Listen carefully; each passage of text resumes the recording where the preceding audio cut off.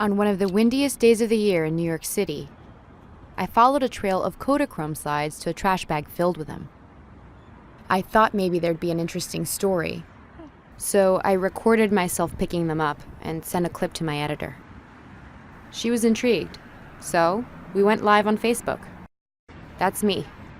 Hi, I'm Deborah Acosta, journalist with the New York Times. I found something kind of crazy walking down the street. They're actually really, really beautiful photographs. Let me show you guys. The comments started streaming in immediately. So, this was just lying on the ground here.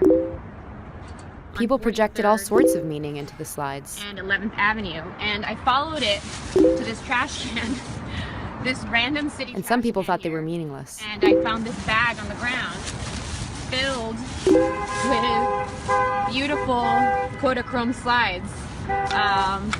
And I just can't imagine why someone would throw all this stuff away. I always rescue things like this. It's like a life lost, and it always makes me sad. Someone will undoubtedly throw my slides away when I die. Nothing more tragic than family photos tossed into the trash. As a former columnist for the St. Petersburg Times, I cannot imagine my editors would have ever approved a trash hunt for a story, live or not. You never know. This might be an interesting story, John. I know it's live. We don't know. It might be nothing at the end of the day, or it might be something really cool. We don't know. That's the point. It's live. And then a clue. This says Mariana Gosnell and an address. And I'm not sure what that says. Does anybody know who Mariana Gosnell? A few people quoted Gosnell's obituary. She was a journalist and author. Could she also be the photographer? And why were these images, a life's work really, thrown out? Once I looked inside and saw all the clues, I had to find out. So I enlisted the help of one of my colleagues, Todd Heisler, a Pulitzer Prize-winning New York Times photographer. Some people were very excited about this find, and others were just thought there's no importance whatsoever to something like this. What are your thoughts on that? I mean, I think it's all important because, look at that right there. I mean, it's a life, or at least it's a fragment of somebody's life, and it was important to them.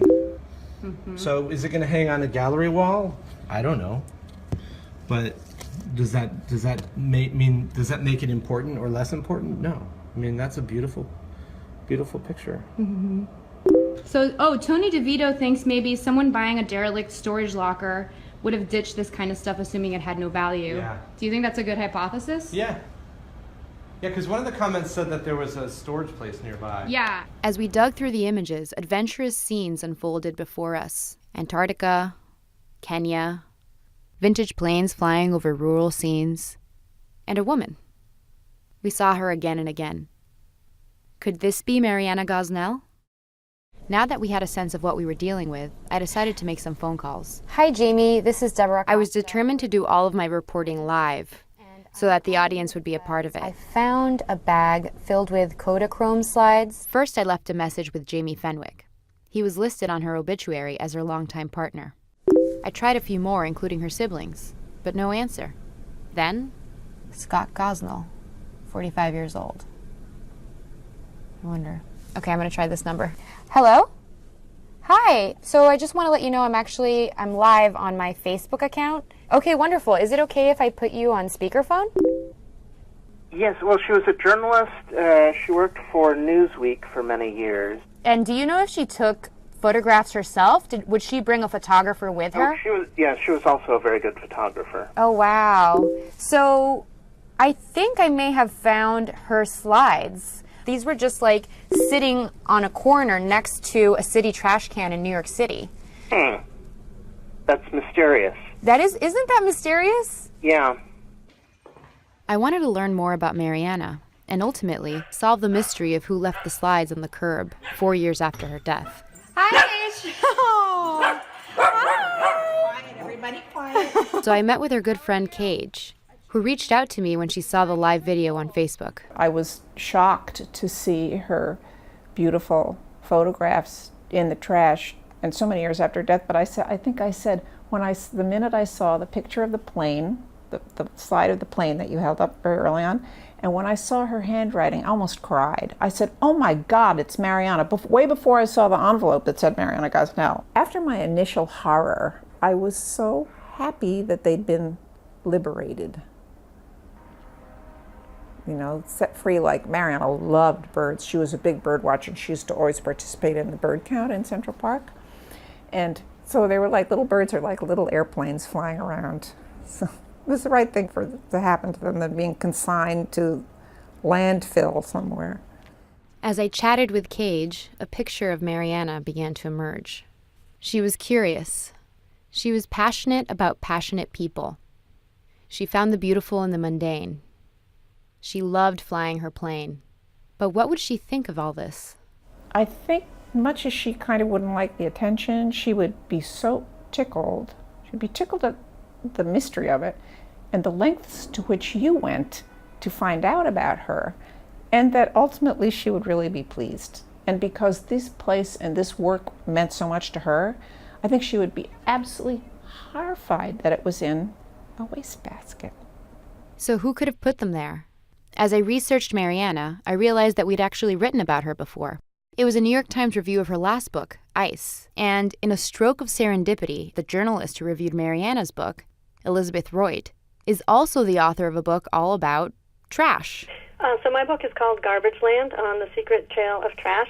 Trash doesn't tell the whole story, but sanitation workers say that they can kind of retrodict people's lives from what they set out. They know if there's been a divorce in the household, if someone has died, if someone is cross-dressing, or someone had a baby. So what was the story behind this trash find? Why would someone throw these out? I finally found the answer with Mariana's partner of 32 years, Jamie Fenwick, who reached out when he got my voice message. We were close. We were in love. It turns out that Jamie left the slides on the curb.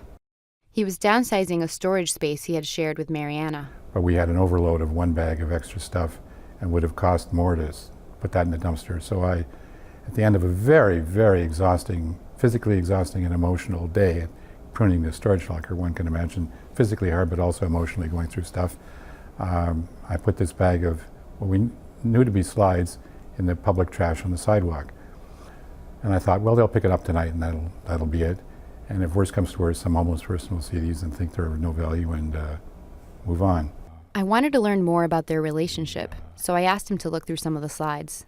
One of them is Mariana. My God, she had great legs. Holy shit. I knew that, of course, but there's she and her mother with her plane. She had an eagle, a goshawk painted on it. She took pictures of geometric patterns from the air.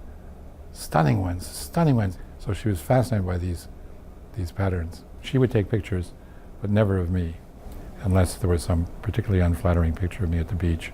She would take one as a joke. Things she hated: self-pity. Crows she hated. She hated loud neighbors. She hated cooking. She hated dogs peeing on the sidewalk flowers. She hated cleaning. She hated unfairness.